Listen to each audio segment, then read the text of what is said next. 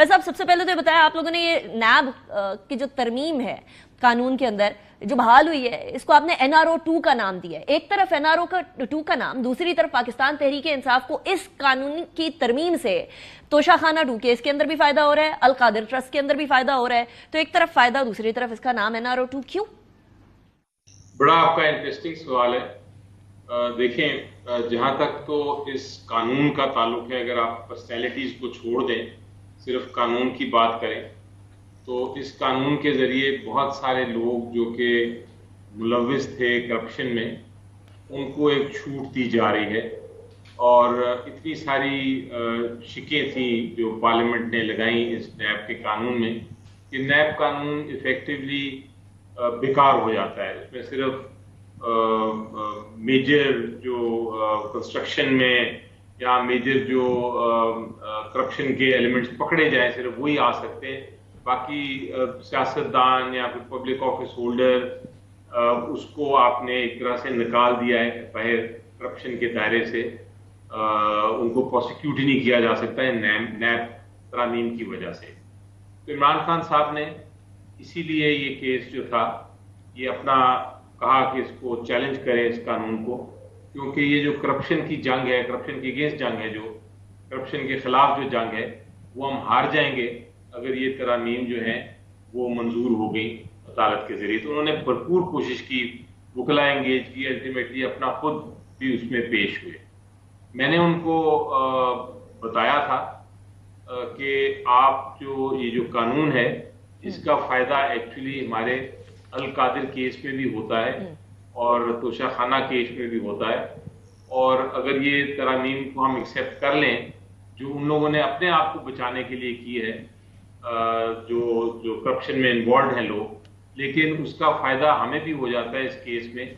ये जो गलत और बेबुनियाद केस बनाया हुआ है, ये भी खत्म हो जाता है।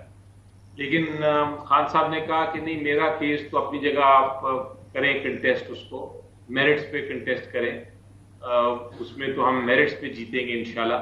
लेकिन अगर मैंने ये मंजूर कर लिया या इसको चैलेंज नहीं किया, इस तरामीम को, ये नैब में तरामीम करने जा रहे हैं, तो मैं फिर कौम के साथ गद्दारी करूंगा। मैं अपने केस की वजह से इसको चैलेंज नहीं करूंगा, ये गलत है, ये असूलों के खिलाफ है, इसलिए मैं चैलेंज करूंगा। बेशक इस मेरे केस को जीतने से मेरे अपने केसों पे नुकसान हो। ये बड़ी बात है। बर साहब, ये इंटरेस्टिंग पॉइंट है, इसलिए क्योंकि इसके ऊपर दो जाविये रखे जाते हैं। एक जाविया ये है कि ये अगर नैब के कवानीन के अंदर तरमीम को एक्सेप्ट कर लिया जाए तो वो कौम से या अवाम से गद्दारी हो जाएगी, करप्शन को एक तरह से आप ठप्पा लगा देंगे। दूसरी तरफ इसका जाविया ये है कि मुशर्रफ के जमाने के अंदर बनाया इसलिए गया था कि ताकि सियासी तौर पर लोगों को जरा बांध कर रखा जा सके, उनको एक कोवर्जन का एक मेथड के तौर पर इस्तेमाल किया जा सके। आप बजाते कानूनदान किस वाले जाविये से जो है वो मुताबिकत रखते हैं? मेरा जो एक वकील की हैसियत से एक मिडिल ग्राउंड है और हमेशा से रही है। जब मैं प्रेसिडेंट था सुप्रीम कोर्ट बार एसोसिएशन का, तब से हमने यही मौक़िफ़ इख्तियार किया था। और ये तकरीबन मेजॉरिटी जो कानून जानने वाले और कानून जो वकला है, उनको इस बात पे एग्रीमेंट है, कंसेंसस है कि नैब का कानून था तो गलत, क्योंकि वो बहुत एक्सट्रीम था। उसमें तो हर चीज को आप एक तरह से करप्शन के मद में ले आते थे, और उसकी वजह से पूरा जो हमारी एनवायरनमेंट थी बिजनेस की, वो बिल्कुल खत्म हो गई थी। यानी कि बिजनेस करना ही नहीं होता था। ब्यूरोक्रेट कहता था हम फैसला करेंगे तो नैब हमें कल को पकड़ लेगी अगर ये फैसला गलत हो, चाहे करप्शन ना भी इन्वॉल्व हो, इसलिए हमें फैसला ही नहीं करना। तो एक तरह से सारी ब्यूरोक्रेसी भी रुक गई थी, गवर्नमेंट की मशीनरी भी रुक गई थी, और बिजनेस कम्युनिटी को भी बड़ा नुकसान हो रहा था। तो हमने सोचा था कि कुछ चीजें जो हैं, कुछ अमेंडमेंट्स ले आए, आप उसमें से ये जो इश्यूज हैं उनको साफ कर दें, लेकिन मेन जो करप्शन के टारगेट्स हैं उनको आप इसमें रखें इस कानून में। तो ये मिडिल ऑफ द रोड था। लेकिन ये जो नैब की तरमीम की गई, इससे तो उन्होंने बिल्कुल ये क्लीन स्वीप कर दी, उन्होंने सफाई कर दिया, और उन्होंने कहा कि जो भी करप्शन करे उसको भी आप नहीं छू सकते। ना सिर्फ के गलत फैसला, बल्कि अगर आप करप्शन भी है उसको भी नहीं आप छू सकते। अगर ये इसमें जो जिन शेख में तरामीम की गई थी वो है 2, 4, 5, 6, 14, 15, 21, 23 25 एंड 26, इसके अंदर से किस शिख के अंदर तब्दीली पे आपको एतराज है बेसिकली? ये मिडिल ग्राउंड में कैसे लाते हैं? जी देखिए, इसको अगर सिंप्लीफाई करके मैं बताऊं, क्योंकि बना तो बड़ी डिटेल डिस्कशन है, अगर मैं सिंप्लीफाई करके बताऊं तो एक एक्सट्रीम तो ये है कि मैं एक ब्यूरोक्रेट हूं, मैं एक बिल्कुल फैसला करता हूं जो मेरी समझ में आता है कि ये सही फैसला है, लेकिन बाद में उसका नुकसान हो जाता है हुकूमत को, तो मुझे ये करप्शन के केस में डाल के तो सजा दे देते हैं। ये चीज को रोकना था। लेकिन अगर मैंने करप्शन की है, मैं ब्यूरोक्रेट हूं, मैंने करप्शन की है, बेशक मैंने फैसला किया है काबीना के साथ मिलके या गवर्नमेंट के ऑफिशियल के साथ मिलके, लेकिन है करप्शन, तो फिर मुझे सजा होनी चाहिए, फिर मुझे प्रोसिक्यूशन होनी चाहिए। ये अगर मैं क्लियर कर सका हूं तो ये दो एक्सट्रीम्स हैं।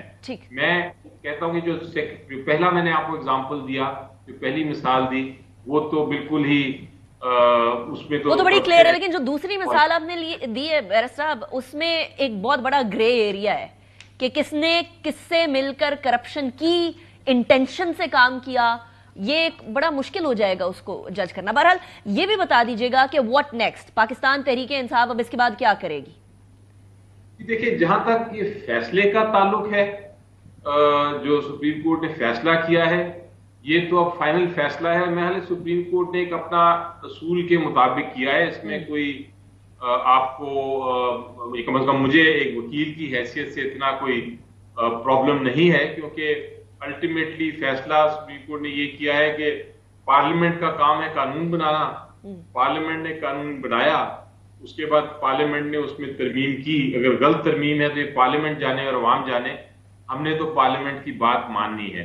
तो जहां तक सुप्रीम कोर्ट का फैसला है वो तो शायद दुरुस्त है, उसमें तो इतनी ज्यादा मुझे नहीं, कानूनदान की हैसियत से कि सियासत को छोड़ और सियासतदान की हैसियत से बैरिस्टर साहब, लेकिन सियासतदान की हैसियत से मैं कहता हूं कि पार्लियामेंट का कसूर है कि पार्लियामेंट ने क्यों ऐसे समय कानून पास कर दिया जो कि करप्शन को उन्होंने आजाद कर दिया।